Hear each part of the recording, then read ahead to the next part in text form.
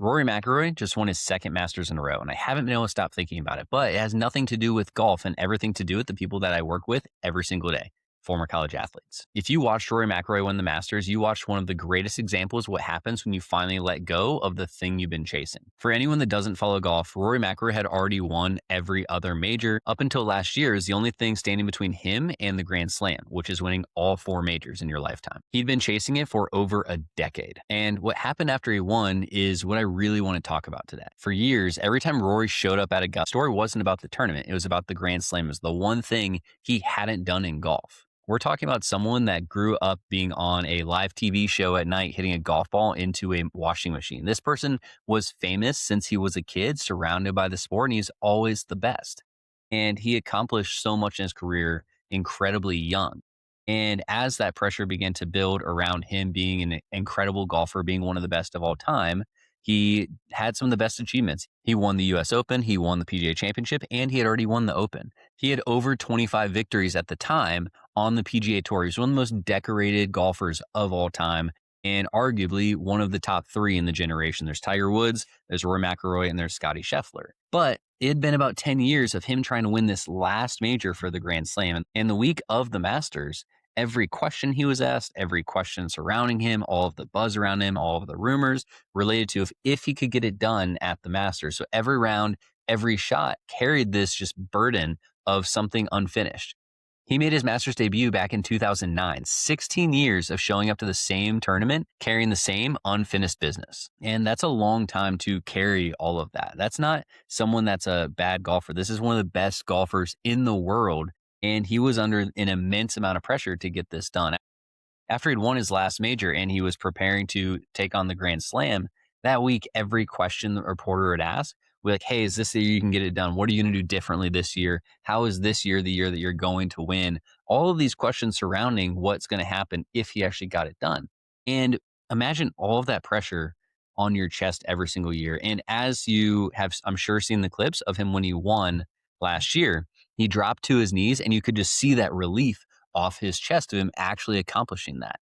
And this is something that's just so common in athletics, just this weight of all of this pressure. And regardless whether you're someone that competed in summer league sports or a club team or high school or college or Division I, Division III, you know what that pressure is like because there's always been a moment where you had to step up. You expected something of yourself and you could feel the pressure of the world on you in that moment. And we're talking about one of the best golfers in the whole world that is focused on making this one destination. He's not focused on the process. He's aware that this is the one thing that he has to have happen. And the most famous moment of his entire career isn't a win. It's 2011 when he went into the final round with a 4-shot lead, like 4 shots. And it was very clear he should have won that year. And he shot an 80 the last day. And again, if you're not a golfer, imagine thinking like, okay, here's your average day. He was significantly worse than the average day. And that's something that takes a toll on someone mentally, not just losing, but collapsing. Someone that had all of it right in front of him. He's had to like keep the ball in the fairway. And that's an easy thing for someone that's not playing at that level to do. But he's also more than capable of it. And that moment probably lived in his head for a long time. And he had to go back and he, go there and try to compete and try and make the cut. Is he going to show up? Is he going to have his game? Is he not?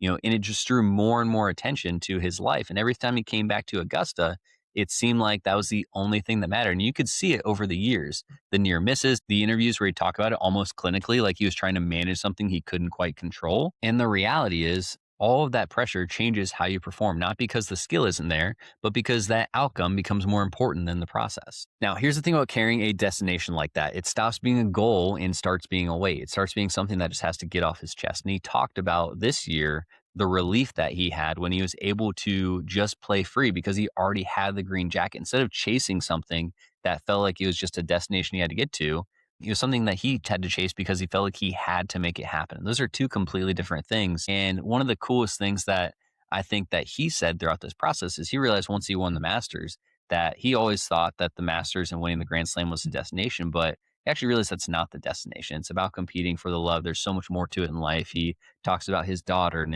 his wife and all those people around him and being able to compete and him as a golfer and him as a person and the separation there. And you hear in the interviews over the last year, the change in it just being about all these process oriented things in terms of like trying to get that one result to, there's more to it than life. There's more than just the sport, despite wanting to compete at an incredibly high level. And all of this relating back to someone who is just so focused on an end goal. In all of this time, the 10 years I spent chasing, it's always been focused on this end goal. But the second you removed all of that pressure, wins two in a row in arguably the best golf tournament of the year. And it's easy to think, well, because he was on this grand scale and he had media and he had a family and all these competitors and all these people watching at home and fans and all of these people that he felt like he was letting down, it's easy to think that that pressure is unique to him. But the reality is every single athlete goes through that at least one point in their career because they have that high expectation. It's not just a Rory thing, it's a human thing. And it's something that I see almost every former athlete I've ever worked with go through. So, am I happy to see Rory win? Of course I am. Do I wish that he didn't have to go through 10 years of that destination based outcome? And the main reason for that, thankfully for him, is he was able to get to the other side of it where he actually accomplishes the goal.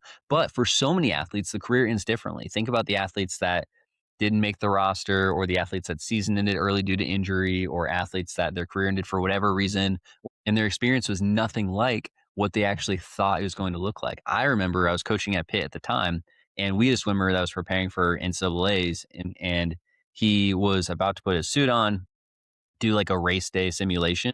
And I get the call from my head coach, like, hey, everything's shutting down. You got to pull everybody from the pool. And I'm like literally in the middle of coaching at the time. And I have to walk on deck basically like, hey, like, we got to stop. Everyone's go home. Season's done. Like nothing. Like it's just like that's the end. And that's how that year ended, which is just, I mean, you think about it, that's just the craziest thing. Imagine like working so hard and then you just like stop and it's all gone. And this happens all the time. Even if you go through all the process and you get to the last game, you bring this intensity, you bring this championship mindset, you bring this approach, you bring this attitude every single day, you bring this process oriented ability that you have. And then you're trying to win, you're trying to do everything you can. And then the second the clock hits zero, you're done.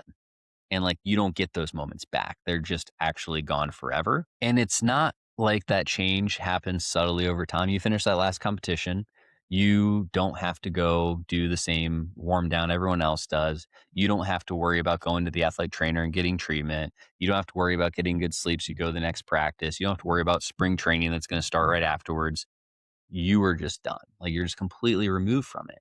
And that transition without ever having that moment to be able to accomplish that goal or have some closure to it is a brutal thing. And when your athletic career ends, most people don't just lose a sport, they lose a version of themselves that they were incredibly proud of. And without realizing it, getting that back becomes the main focus. And you start to think that the new destination is identifying with that same person that you were when you were an athlete, whether it's the number on the scale, the body you had when you were 21, the feeling of just being in that shape, that competitive and confidence that you had, becomes this thing hanging over every other workout, every meal, every decision that you make. And just like Rory, you can chase it, but it's going to feel more and more difficult to get it. And it's going to be one of those things where you start to almost glamorize the way you felt at the time. And you can kind of almost like remove everything bad that happens in that moment and think like, well, this is just this like glorified moment in your head. Oh, I loved when I was an athlete. I loved the time I had. I loved being with my teammates and being coached and all of these things. And if you were actually like go back in that moment for a week, you remember I was exhausted all the time. You didn't get to what you wanted to accomplish or jumping in cold water. I remember one day over winter break, the pool heater, and I was in middle of nowhere, Ohio.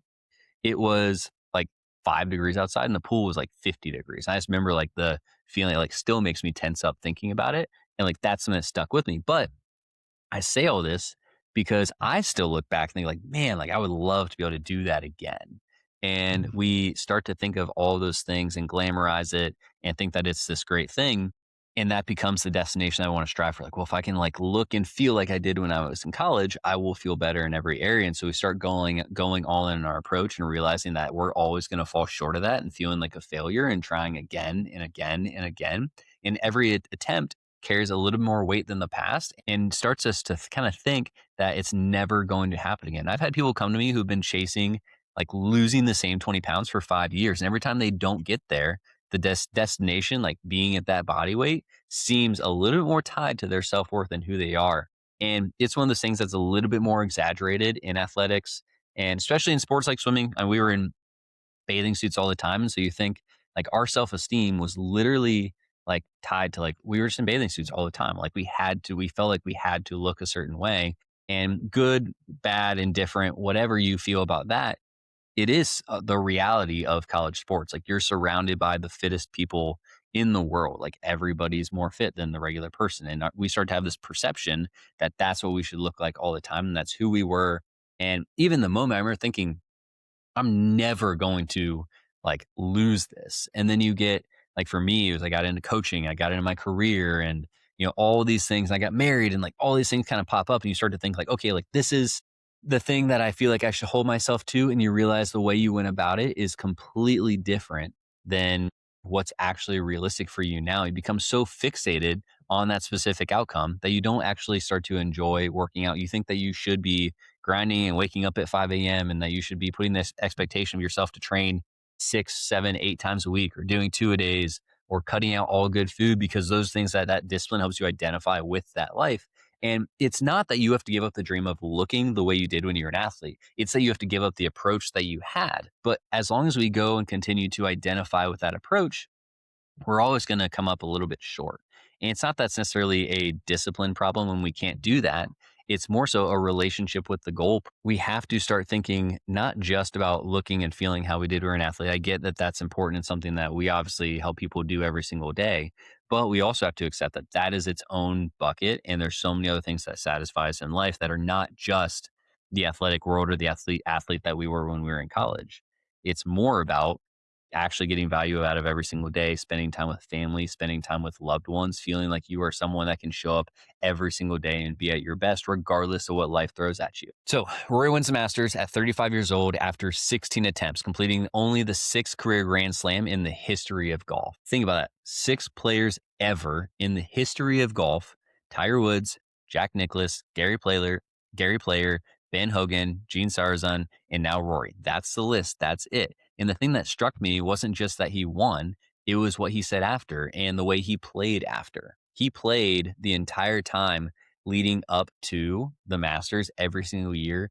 Tense, you could see it. You could just tell the pressure on him. Even that final round, I don't remember the hole, but you see him almost like shank a wedge. And something that, like, if you golf at all, you know that the best players in the world don't do that. Like, that's not something that happens. They may hit it short, they may hit it a little fat, but like they're rarely going to hit it offline like he did. And you could just tell all of that pressure. Then you watch him win, and he goes on to win other tournaments. He goes on to win the Masters again. And it was this entire sense of relief, the emotion, in the sense that all of that pressure had been put to the side. And he didn't just win a tournament, he put down 16 years of weight. And then almost immediately, he goes out. And then literally a year later, he goes out and wins it again. And let's think about what changed. He's been golfing his entire life. His swing didn't change. His fitness didn't change. His caddy didn't change. What changed was that he was no longer playing to complete something. He was just playing golf because he loves golf.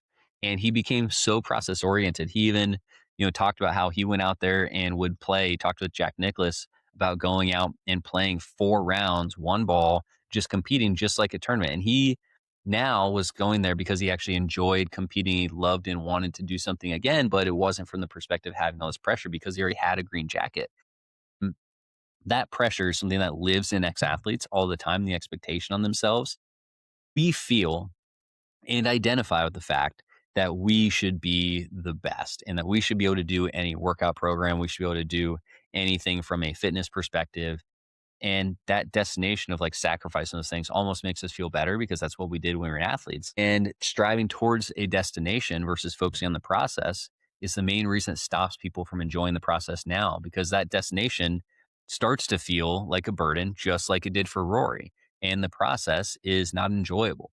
Now that he actually accomplished it, you see the process and the joy in that coming back out, and actually allows you to be free and do your best. And this is one of those things that when you are like not terribly afraid of failing. Like in golf, you take better swings, you make better decisions, and you trust yourself more. And the same thing happens when you start to think about your health and you start thinking about getting back to where you were in college. If you stop getting so worried about if something will work and you just start doing the right actions every single day, you start to actually enjoy it. And that's one of the big things that we spend a lot of time breaking beliefs around with former athletes, is the fact that they can actually enjoy what they do nutritionally. They can actually enjoy what they do exercise wise, and they can enjoy the lifestyle habits that they have every single day that lead towards the goal of them being in the best shape of their life. Now, when we again relate this back to Rory, he didn't win because he wanted it more. He won because he finally stopped needing it so badly. Rory's always been one of the best golfers in the world, and arguably, maybe not even arguably, the best European golfer ever. So for him to repeat based off of the athletic ability and based off the work and the skill that Rory McIlroy has, he should be the favorite. Of course, he should be the favorite. But what actually allowed him to do it was letting go and allowing himself to be free and just enjoy the moment and focus on the process every single day. So, what does this practically mean for a former athlete trying to get their health back? Because I don't want this to just be an inspiring story about golf, someone accomplishing something amazing. It's more about the version of you at 21, training twice a day with a full support system.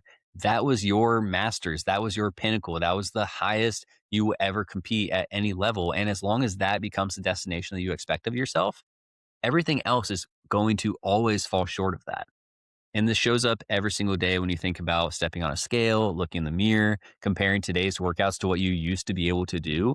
Everything gets filtered through by comparing to what I was like as an athlete. And comparing yourself to that is an unrealistic expectation. Can you look like that and feel like that again? Absolutely. But if you compare yourself to that throughout the entire process, you both won't get there and you won't be happy with it.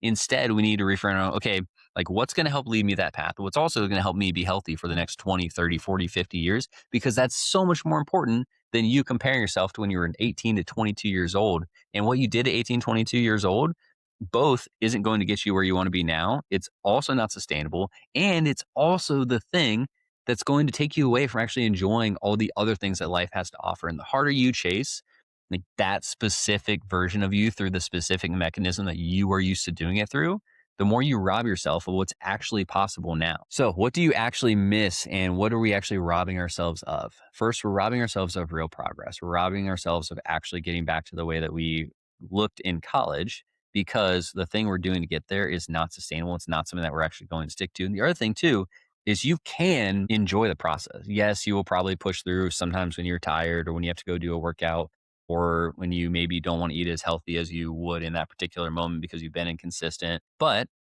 also, if it's set up in a way where you can truly enjoy it, you are going to feel good throughout the process and you're actually going to build something sustainable. Anyone who thinks that doing something super strict and something that requires you to wake up every day super early and do something that you're not looking forward to, like it's going to make you more exhausted. You're probably going to get sick more often. Maybe you maintain it, but you're not happy. And we dismiss those feelings of not actually enjoying the process because we're so focused on that destination. I had a client who told me she didn't feel like she made progress until she was back to her college weight. She lost 14 pounds. She was sleeping better, had more energy, her clothes fit differently, and she still felt like she was failing. Now, the thing that I had to realize with her was she literally identified everything with the way she looked when she was an athlete. The last time she posted in social media was when she was an athlete. And she said, well, I'll start posting you when I start looking like that versus like, who are you posting for? Like, this is literally, it's all literally for you. And start thinking about like, okay, do you think that will make, are you happier now that you're down 14 pounds and your energy levels are better and all of these things? And she's like, well, not necessarily happy that like the weight went down, but I am happier because I can go do more things with my friends. And I am happier because my clothes fit well again. I am happier because I have more energy to actually like spend time outside of work. Those are very clearly good wins to be happy about. But she was completely ignoring them. And as we started to focus more on that, all of a sudden she started to actually get closer to where she was in college. And she was consistent for long enough where she couldn't even notice the difference, but it wasn't about that anymore. That was just like a happy benefit of her enjoying it, feeling she's doing something that's going to fulfill her and realizing she doesn't have to chase her as an 18, 22-year-old. She just needs to know what's going to help her be happy, healthy, and confident for the rest of her life. And those wins are what's the most important. Now, think about it this way. Rory won 4 majors before the Masters. 4. By any measure, he is one of the greatest golfers alive. But because the one thing wasn't checked off, none of it felt complete. Think about how many times as athletes we accomplish something, we do our best, and then we don't feel complete because we always think that we can perform better. This relates really well to me because I was someone who, for the longest time, all I wanted was to swim in college, and I finally got someone to take a chance on me. And then I take the time to actually enjoy that moment at all. So, well, I should be an NCAA athlete, and for a million reasons, both ones that I'm responsible for, and potentially some like from a skill or ability perspective, like I was not that person. But that doesn't mean that I was a failure. It means that I accomplished the goal that I thought was like getting there. And I never gave myself the credit of actually accomplishing it. And this happens every single day. I've coached people who have gone to NCAAs and like, well, yeah, I got into the B final, but I should have gotten the A final. It's like, did you get in the B final last year? And I know that like that type of athlete expects a lot of themselves and thinks to compete at that level. But if you're never recognizing what you've done along the way, then it's going to make all of those moments not even bittersweet. Like they're just not enjoyable. And that's never like you never want that in life. You want to actually be able to enjoy every single moment and be able to be present, think like this is a really good moment. So the one thing that I've learned throughout this, both from working with former athletes and for me personally, is like I'm not going to be the college me. Like I'm going to be the best I can be now. And when I have the opportunity to be present, I'm gonna be present. The way I go about exercise and nutrition and my lifestyle habits and all of that stuff is going to allow me to be confident. I mean, I have to show up and film videos and, show up for clients and do all of these things, but it's also going to allow me to show up well for my wife, show up well to be a son, to be a father. Like those are the things that are important. And my health and my fitness is what unlocks me being able to do that. And that's 100 times more important than any actual accomplishment that you can have from a win loss perspective. And that's something that former athletes need to be able to take in and be able to absorb, is that they can actually have their health and fitness be something that feeds into other buckets versus it being the only bucket. What I try to get people to understand is that the goal isn't to get back to who you were, it's to build the best version of who you are right now and who you will be in the future.